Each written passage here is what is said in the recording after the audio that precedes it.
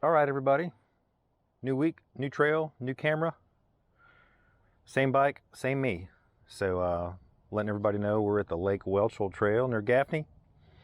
It's about a 30 minutes worth of a ride per lap. Pretty flat. Looks like it might be kind of slippery. Looks wet. Looks like a lot of leaves.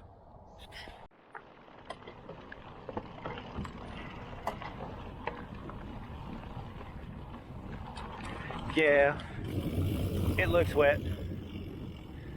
I don't think I'm dressed warm enough, but the sun's coming up.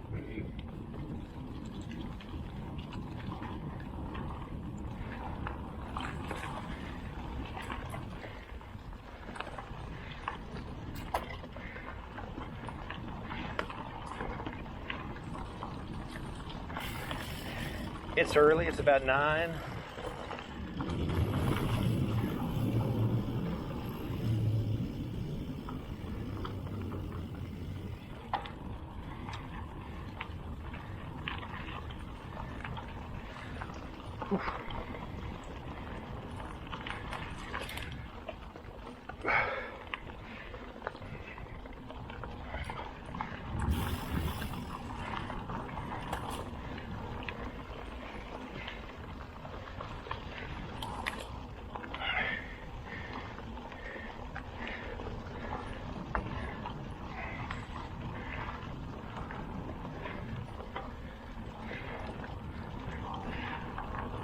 This is the first time I have ever used a chest cam or this camera, so we may stop up here and take a sneak peek at what this angle looks like.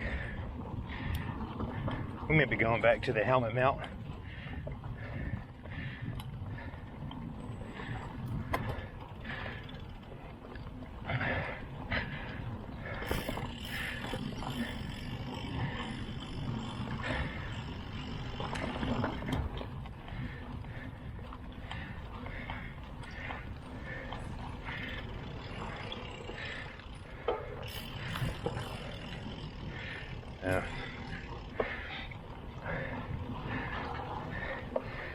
Helps if you start your meter. It's been a while.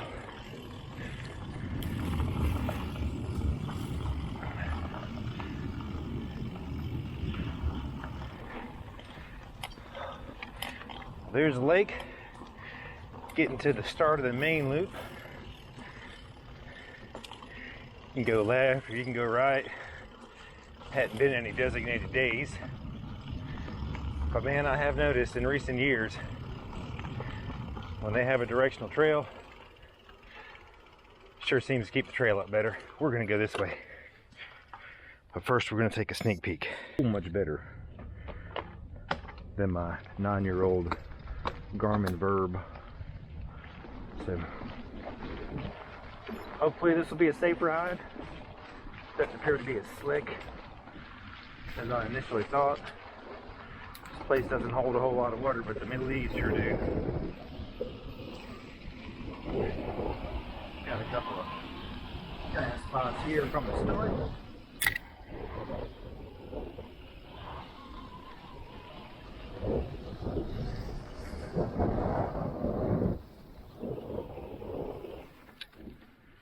Review this feed and see how the sound is. I had toyed with getting a microphone, but already just a little bit of sound I've heard seems so much better than what I'm used to.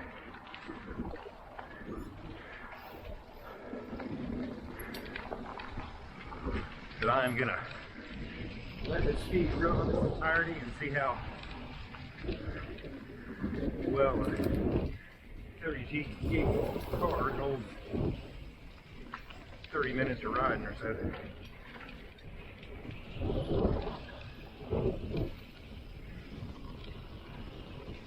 This trail's been here maybe 2 years, but the trail did a good job to keep it draining.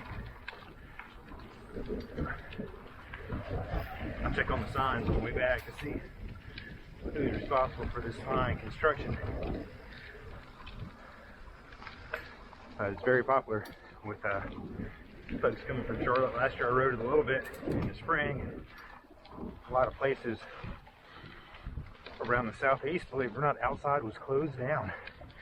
You couldn't go to the trails and ride. Folks were coming here in van loads riding.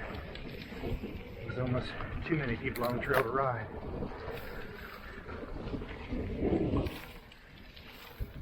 As there's no defined direction on this trail, it's not uncommon to encounter people going the wrong way. Isn't it funny how whoever's not going your way is going the wrong way? I guess it depends on what kind of person you are, because some folks think, oh my God, I'm going the wrong way. So, I guess I'm not one of those kind of people.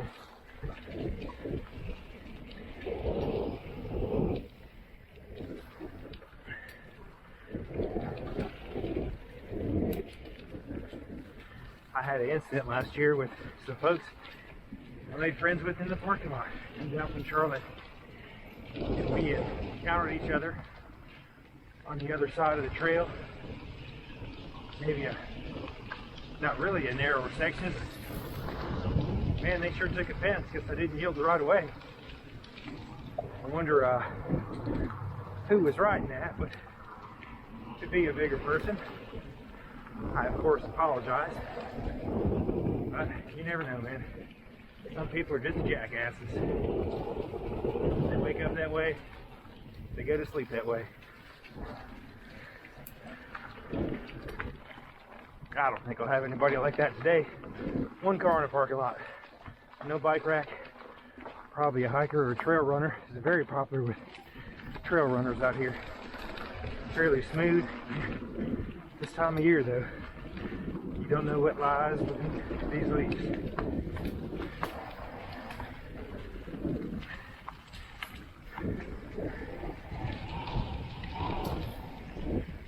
On a drier day, there would be a lot of crutch going on.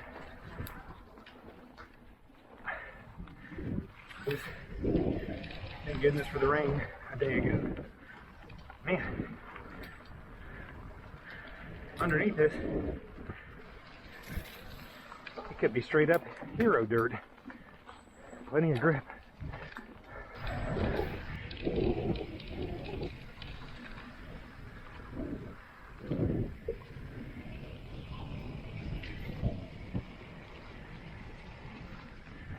And when this trail first opened, it took a little while to get burned in because there's no motorcycles allowed on it, no motor vehicles.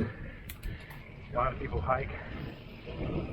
With it being soft and a lot of foot traffic, there was no real place that you could really go fast. If you wanted to go out here and burn some laps, you had to come at odd times so you knew no one else was out here to get in your way or to tell you you were going the wrong way.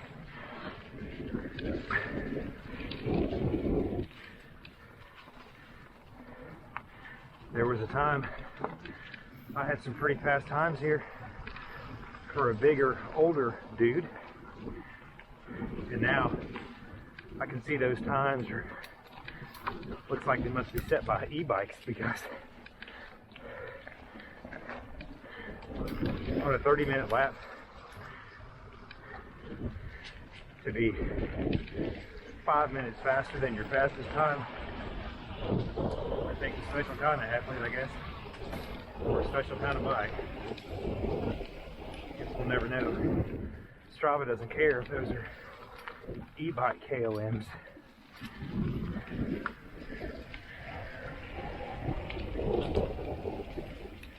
It's funny how it's always the folks that make the pedaling effort that have a problem with the e-bikes. It's never the folks on the e-bikes that have a problem with somebody pedaling their way to a faster time. I guess that's just the way it is.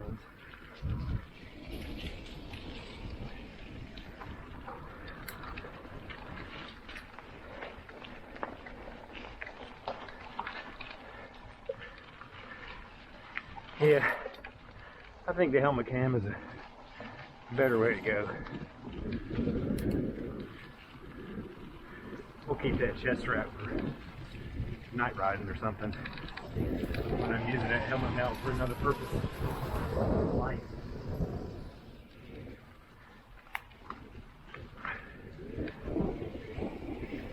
I'm anxious to kind of get back home to do that Buzzard Cruise Trail again to look at the difference in the footage on the camera.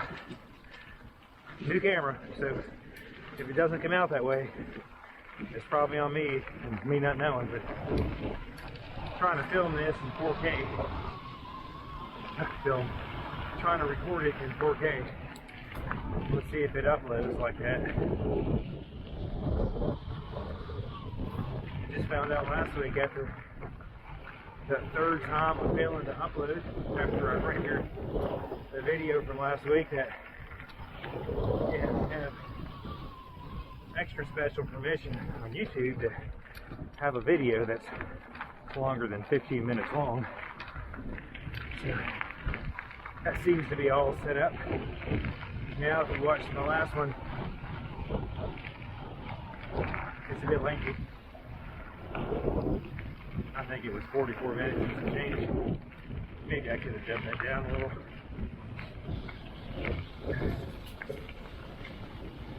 But I guess today is going to be well, I guess we missed the opening of the box unboxing video for this camera. But sure enough, man, I feel like I'm fairly savvy with electronic stuff. It's what I do most every day.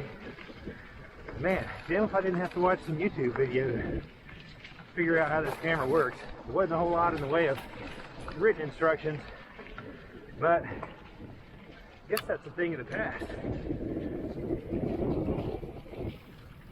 You needed some type of giant readers to be able to read what was in the box.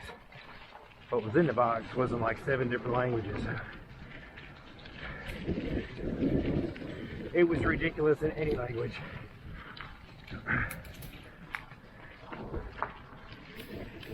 But a good quick couple of YouTube new product tutorials folks are kind enough to put out did the trick, got me up and running in a matter of minutes, and so far so good.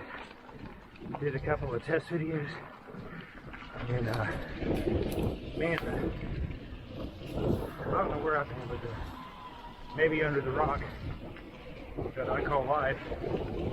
When things change from going from actually having to plug in a cable to download video to just sending that stuff across on Wi-Fi.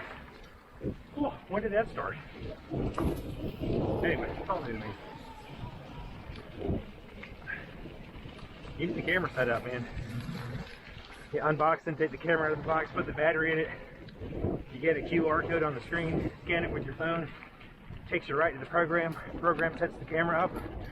You're done. I think it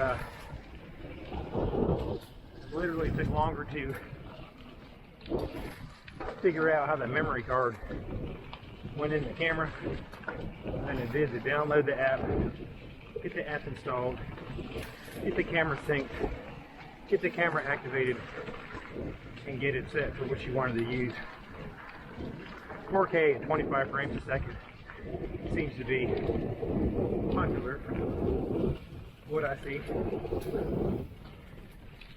I use DaVinci Resolve to do most of my editing. Seems simple enough and free. Who knows how long that'll last, but all the big bloggers say that's the way to go. I like free.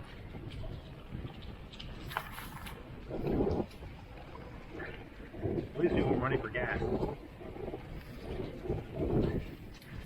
I was thinking, just the other day, how long it's been since I have had to buy some new bike parts.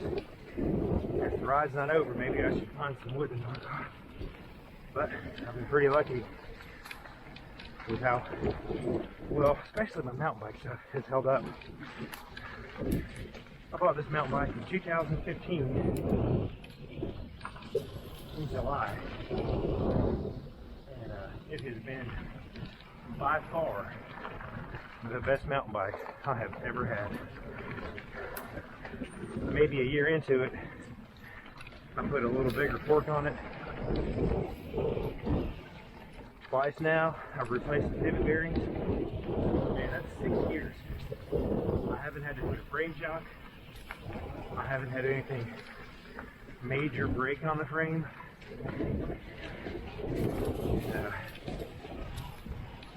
Been through a couple of drivetrains, but I guess that's expected.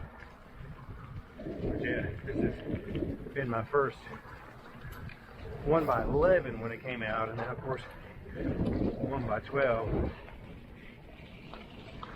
SRAM Eagle X NX.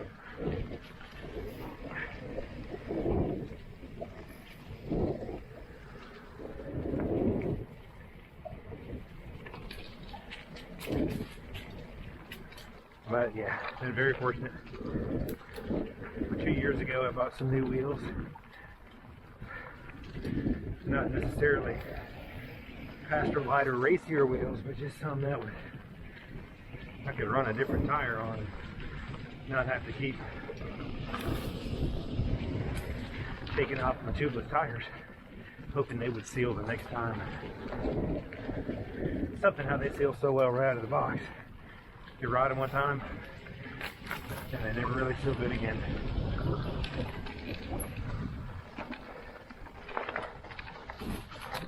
Recently, I did a race with some guys I've been friends with for a long time. In 1996, we did 24 hours at Canning. I talked about it a little bit on my last video. And one of the guys that rode with us wasn't on the team that year, but later has done a lot of riding with us. He's a few years younger than the rest of us. And it's funny when you call somebody in their mid to late 40s younger. Like McConaughey said, man, I keep getting older. Those girls keep staying the same age.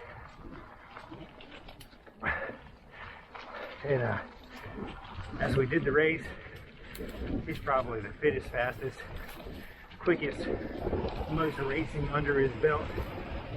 Good rider. And he was out there on what felt like a road bike. So light. Maybe it was 18 pounds for a 29er size mountain bike. Hardtail. Light as a feather. And he was turning some crooked left turns up there. And he was giving the rest of us that have full suspension rides, you know, 2.5 plus tires, a hard time about having too much bike and too much tire for the trail. Guess who played? Not us. The guy on the fast bike. And as a result, we fell a spot or two in the overall standings on the race, but we did our best to make up the time. He worked extra hard and even did multiple laps by himself to make up the difference. So, but you can never have too much tire. If there's some road involved, or you were taking a mountain bike to a gravel race, yeah, I could see riding those baloney skin kind of tires. But man, if there's a chance of roots, rocks, and mud, there needs to be some knobbies.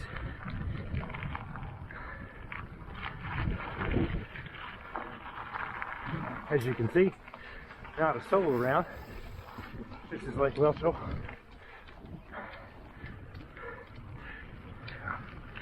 I guess that's something I can't do with a chest strap. Just turn my head and show you all the cool things about the trail.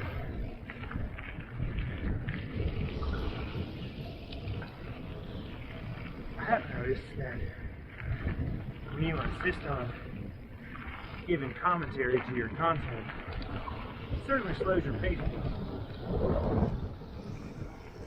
You know KOM's out here today. That's for sure.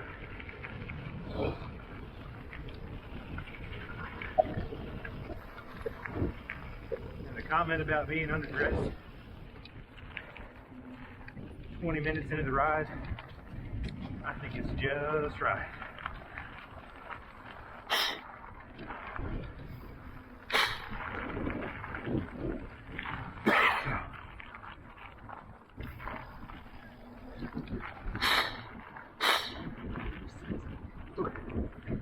Man, those were a little bit wet.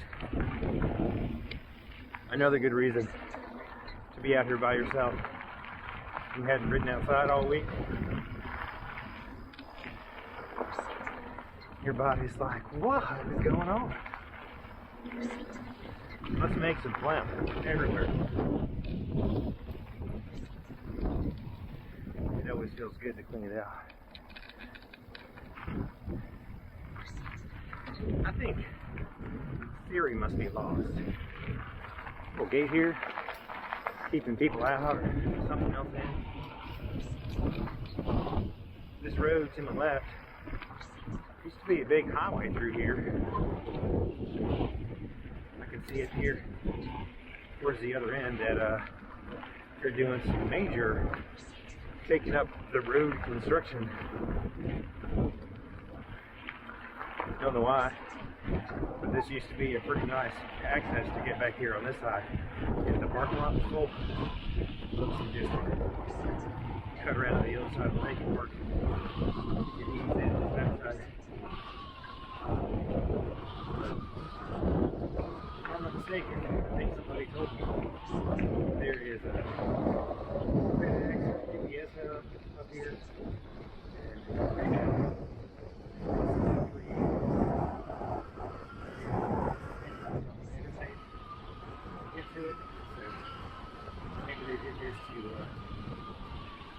kill the non-essential traffic here. I'm gonna stop right here and tell Siri to shut the hell up for whatever she's looking for.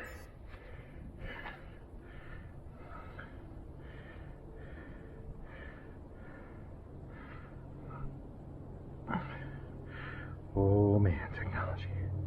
Having a hard time with this.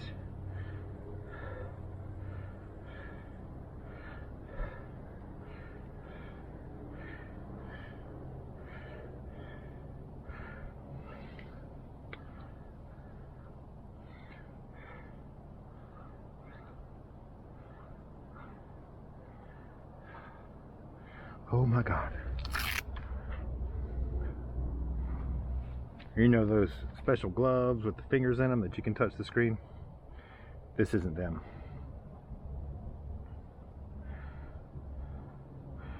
Of course she doesn't recognize me with glasses on. Alright, we're set now. Siri has been relieved of her duties of directions. Like I needed her help, right?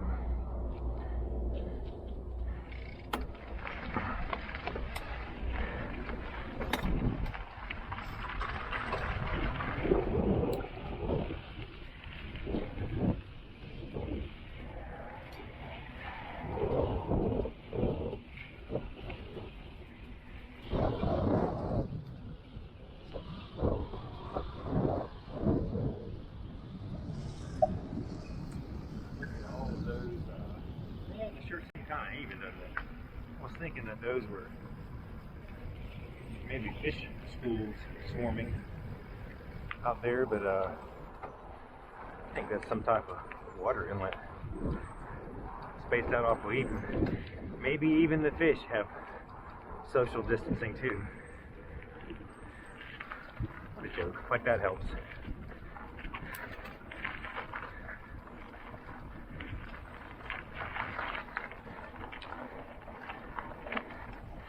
I was watching the news. A record 4.4 million people have quit their jobs this year. So, That being said, were their jobs just non-essential? Because the world is still spinning. Everybody's talking about the economy, boosting the economy, inflation. You know,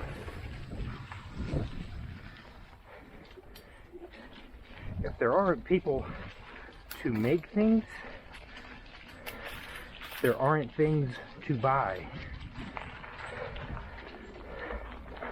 So, I guess the sooner the world figures that out, the better off it'll be. Go and buy a car.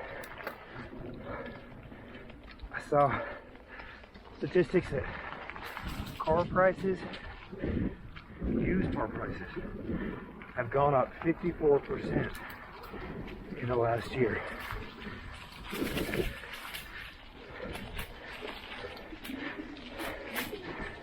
I have spent my life in the car business.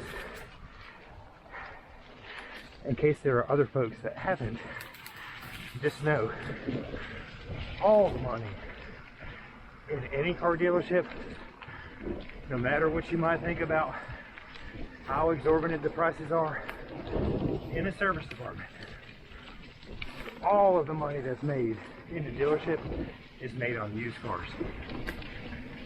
And when this pandemic first hit, it took a little while for the banks to loan money against used cars as fast as the market was getting more expensive. And they finally caught up. And it's, I don't know if I needed a car right now, I don't know if now's the time to buy. So many folks are forced with, you know, not really having viable trades to put back in inventory to sell. And those cars that, I don't know what that was, but it sounded like it was important at some time. The cars that don't make the line to retail go to a wholesale auction. Other dealers, if not your dealer, goes to that auction and pays a premium for those vehicles as they are to be considered, you know, green light, Sanitol, lot ready, A grade. And folks, let me tell you, they are not. Dealers are having to spend a powerful amount of money to recondition these cars that are at the auction because they are there because they weren't worth putting on the dealer's lot that traded them in. And of course, there's your 54% increase because that cost is being passed right on to the consumer. So I am in the car market, and I don't depend on the customer's patronage to buy those cars and keep that cycle going.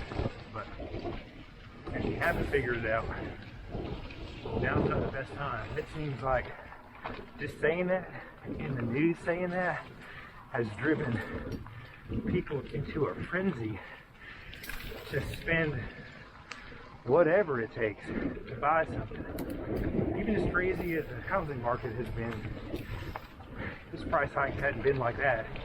And folks, you gotta know, no matter what happens with a car, it's not gonna hold its value. This bubble's gonna bust. And right now, if you had a car that you wanted to sell, now's the time. Even selling it back to a dealership, they are paying a premium for walk-in customers.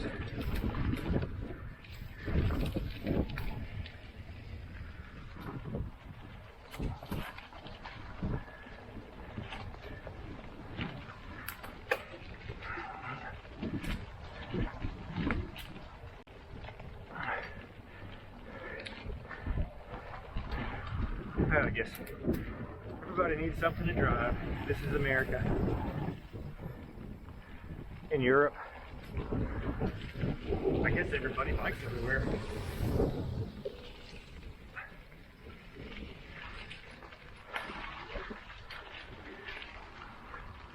even the bike market. Go to the store and try and buy a bike. I guess they're all on those containers that are stuck in the Pacific Port in Long Beach, waiting to get unloaded.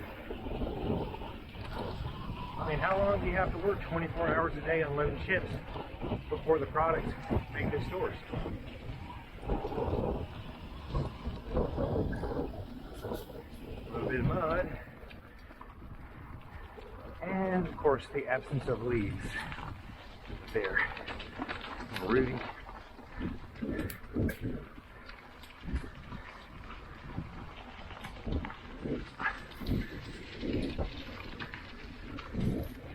Like I said in my last video, I have an extremely hard time communicating without sarcasm.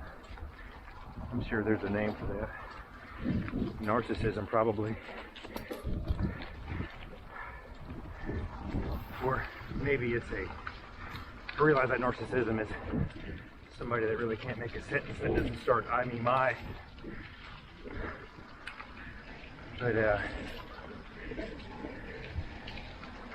don't know, just frustration. I told you folks, I've been in the car business all my life.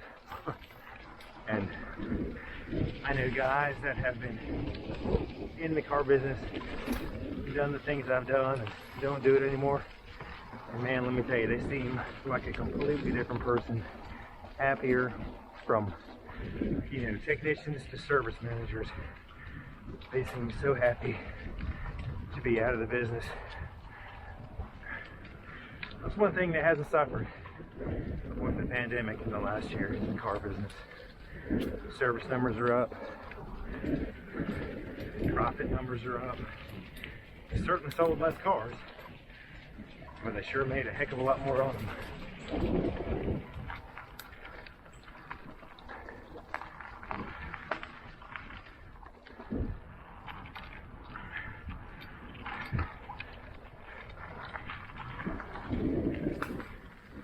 Oh, by the way, boat landing here, a little over halfway around.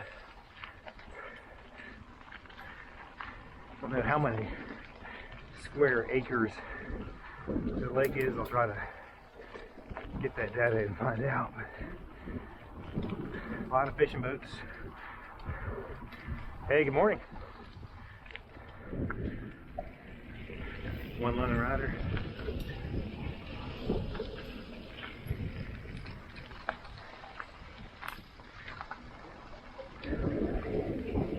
I guess it's good. We passed an area that had lots of room, so there's no conflicts. And I don't get accused of being a trail bully.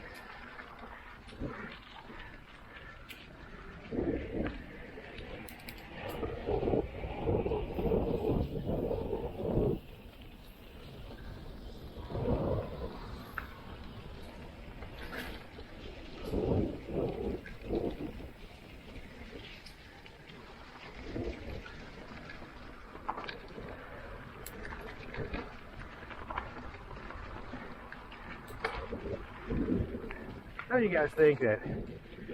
And I think right here is where I got accused of being a trail bully. Through that little pass right there. Seems wide enough to me.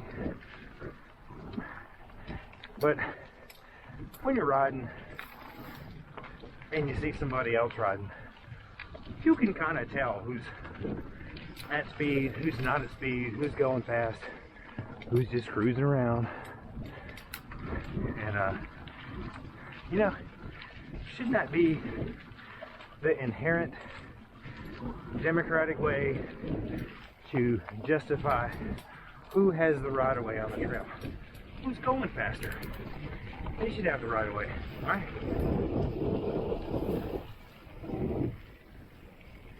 If somebody was racing a car on a NASCAR track,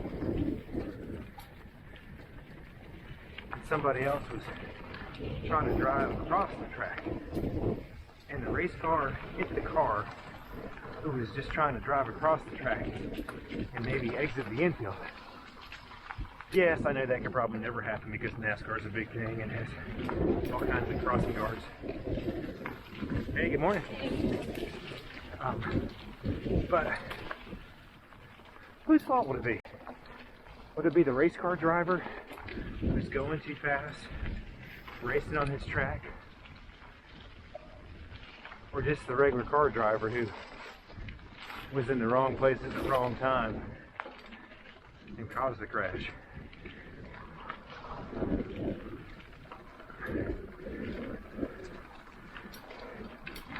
Maybe I'm too cynical to debate that by myself.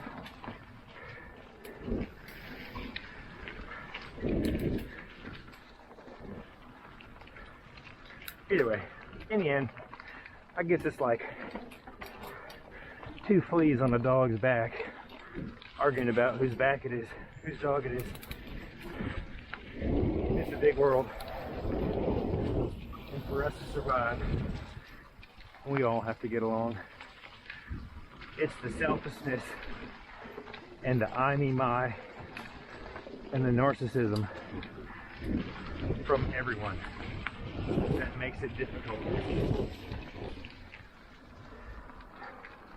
And that continues in politics too, all over the world.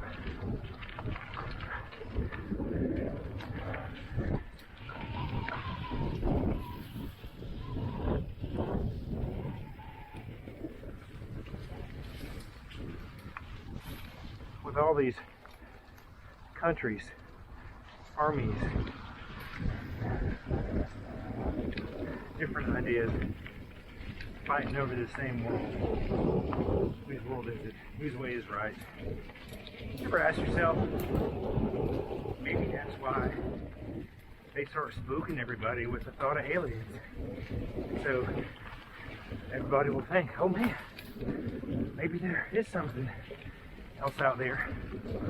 We need to unite to save ourselves, to defend ourselves, to keep what's ours.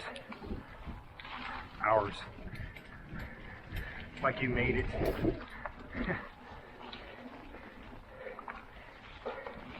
This is God's world, God's universe, God's people, and God's love that keeps us all alive. The sooner we all realize that, the more humble we can be at the grace of God.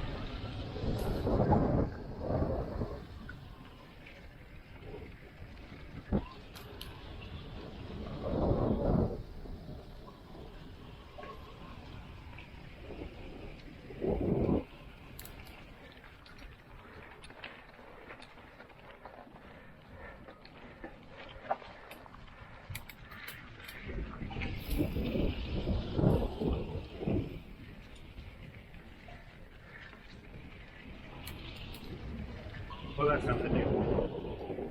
Skepticism, cynicism, and religion, all in one sentence.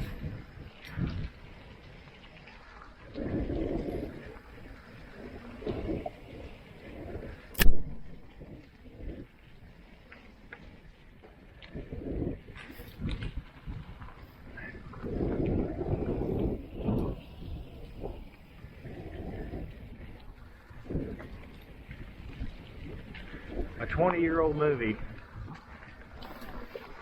and an icon that's larger than life. Schwarzenegger in the Terminator movies. Can you guys remember Terminator 2? When